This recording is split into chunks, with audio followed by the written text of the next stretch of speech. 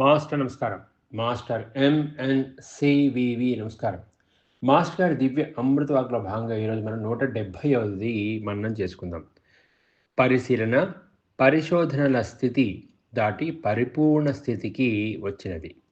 పరిపూర్ణ ఫలసిద్ధికి మరికొంతకాలం పట్టవచ్చును. మన లైన్కు తప్పిపోవడం అంటూ అన్నది లేదు. మన యోగ సాధనల వల్ల అంతా మంచే జరుగుతుంది, కానీ చెడు అనేది ఉండదు. మాస్టర్ నమస్కారం. మాస్టర్ గారు మన యోగం గురించి ఎక్స్పెరిమెంటల్ స్టేజ్, ఫుల్ఫిల్మెంట్ స్టేజ్, మన ఎక్స్పెరిమెంటల్ స్టేజ్ దాటి అంటే మనం ఏవైతే మాస్టర్ గారు రకరకాల పరిశోధనలు చేసి, అంటే మాస్టర్ గారు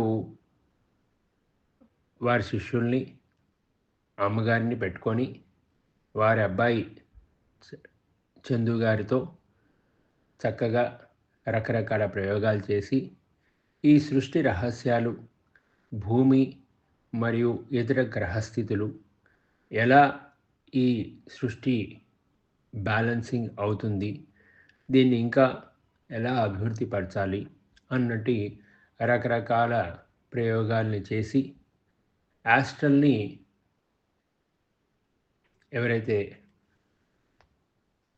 ఎంటీఏ ఉన్నారో లేదైతే ఈ సృష్టికి బ్రహ్మ ఉన్నారో వారి దగ్గరికి యాస్ట్రల్ని పంపించి ఆ రహస్యాలన్నింటినీ కూడా మాస్టర్ గారు తెలుసుకొని ఆ ఎక్స్పెరిమెంట్స్ అన్ని చక్కగా చేసి వాటి యొక్క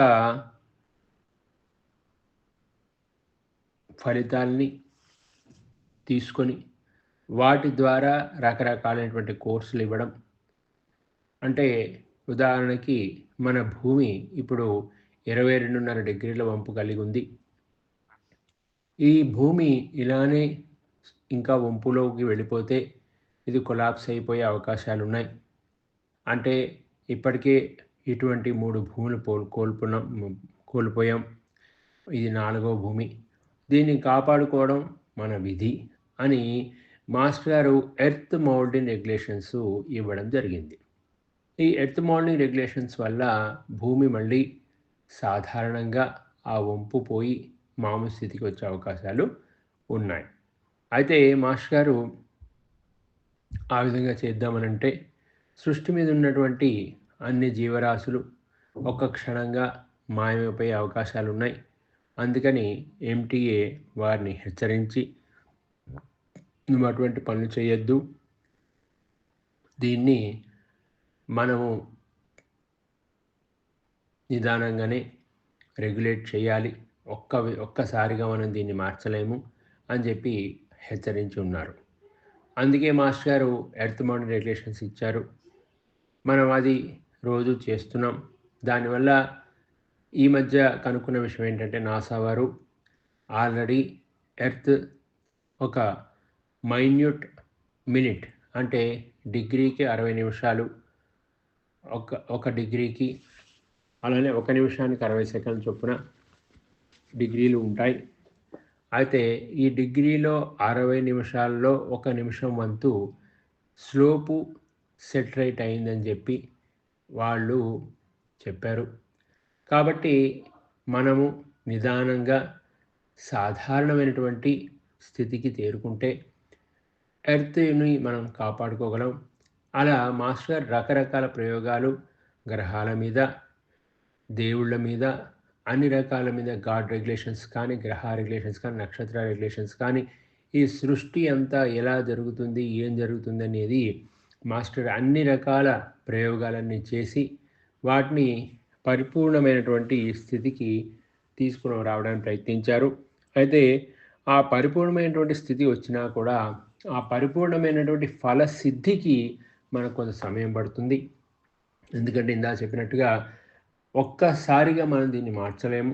కాలక్రమేణా కాలానుగుణంగా అందరం కలిసి ఎంతమంది యోగులు మన యుగంలోకి వచ్చి చక్కగా ఈ యోగం చేసుకుంటూ సృష్టిని, స్థితిని, లయని క్రమంగా మనం మార్చుకుంటూ వస్తే మనం ఎంత క్రమశిక్షణతోని మనం ఇది చేసుకుంటే అంత త్వరితంగా అద్భుతమైన ఫలితాలు అందరికీ అందుతాయి. మాస్టర్ గారు ఏమని చెప్పారంటే ఒక్కొక్క విషయంలో భగీరథుని లాంటి ఒక్క శిష్యుడు ఉంటే నేను అతి త్వరగా ఈ ప్రయోగాన్ని, ఈ యోగాన్ని పరిపూర్ణ ఫలసిద్ధికి తీసుకువస్తాను అని ఒకమారు చెప్పారు. అంటే అంతటి ఎవరైతే భగీరథుడు తన పూర్వీకుల కోసం తపస్సు చేసి వారు చక్కని లోకాలకు వెళ్ళాలని చెప్పి అందరినీ మెప్పించి అమ్మ గంగమ్మని ఆకాశం నుండి భూమి మీదకి తీసుకువచ్చాడు. అంతటి పట్టుదల, అంతటి శ్రమ, కఠోరమైనటువంటి నియమాలు పాటించి అమ్మని తీసుకొచ్చి గంగమ్మని ఈరోజు భూమి మీద నిలిపాడు. ఆ నిలపడానికి మళ్ళీ శివుడి గురించి తపస్సు చేసుకొని ఆ ప్రెషర్ తట్టుకోవడానికి శివుణ్ణి ఇది చేసుకొని ప్రసన్నం చేసుకొని ఆయన జటాజూటంలో ఆ పాయని బంధించి ఒక పాయని మనకి గంగమ్మగా వదిలితేనే ఇంతమంది ఇన్ని కోట్ల మంది ఆ గంగమ్మ తల్లి దయ వల్ల అన్ని రకాలైనటువంటి సుభిక్షమైన పరిస్థితులు నెలకొన్నాయి. అట్లాంటి శిష్యుడు ఒక్కడు ఉంటే మాస్టర్ గారు అనేది అందరికీ ఆయన గంగమ్మని తీసుకొచ్చినట్టుగా నేను అందరికీ అమృతత్వాన్ని బ్రహ్మత్వాన్ని ఇస్తాను అన్నారు. గంగమ్మని తీసుకురావటం వల్ల మనము పాప జన్మల్లో ఉన్న కొంతవరకు ఉన్న పాపాన్ని మన పాత జన్మల్లో ఉన్న పాపాన్ని క్షయం చేసుకుంటున్నాం. కానీ మాస్టర్ గారు చెప్పే అమృతత్వం బ్రహ్మత్వం వస్తే మన జన్మక్షయం అయిపోయి మనకి జన్మలంటూ ఉండకుండా ఇహ జన్మనే బ్రహ్మత్వ స్థితి ప్రదాత అని ఆయన ఇహ జన్మలోనే బ్రహ్మత్వాన్ని ఇస్తానన్నారు. కానీ అటువంటి శిష్యుడు దొరకాలి, ఆయనకి అటువంటి శక్తి ఉండాలి, అది జరగాలి. అవి జరగడానికి అది ఒక్కడి ద్వారా కష్టం అనుకుంటే మన అందరి ద్వారా ఈ యోగ సాధనలో మనం అనుకున్న లక్ష్యానికి చేరుకోవడానికి ప్రయత్నించవచ్చు. మన లైన్లో తప్పిపోవడం అంటూ ఏమీ ఉండదు. మన లైను మన యోగ సాధన వల్ల అంతే మంచి జరుగుతుంది. మనం అనుకుంటున్నట్టు సంకల్పంలో కూడా మనకే కాదు అందరికీ బ్రహ్మత్వం, అందరికీ అమరత్వం, అందరికీ అమృతత్వం అనే మనం అనుకుంటున్నాం. మనం ఒక్కళ్ళం కాదు, అందరం కలిసి మనం ఈ లక్ష్యాన్ని చేరుకోవడానికి ప్రయత్నిస్తున్నాం. దీనివల్ల అందరికీ మంచి జరుగుతుంది. గ్రహ రెగ్యులేషన్స్ వల్ల అందరికీ గ్రహ బాధలు తొలగిపోతాయి. గాడ్ రెగ్యులేషన్స్ వల్ల దేవుళ్ళు ఎవరైతే ఉన్నారో చక్కగా సృష్టికి సహకరిస్తూ సృష్టిని రెగ్యులేట్ చేస్తూ చక్కగా ముందుకు తీసుకెళ్తారు. ఈ ఎర్త్ రెగ్యులేషన్ వల్ల ఎర్త్ని చక్కగా మనం మౌల్డ్ తెచ్చుకొని ఎర్త్ యొక్క వంపుని సరిదిద్దుకొని మనుషుల్లో ఉన్న వంకరతత్వాన్ని, వంకర బుద్ధుల్ని మనం మార్చుకొని ప్రతి ఒక్కళ్ళు ప్రజ్ఞాపరులుగా చక్కని ప్రజ్ఞతోని అందరినీ అమృతత్వమయులుగా తీర్చిదిద్దాలన్న మాస్టర్ గారి సంకల్పానికి మనందరం కృషి చేస్తూ అతి త్వరగా మన లక్ష్యాన్ని చేరుకుందాం. మాస్టర్ నమస్కారం.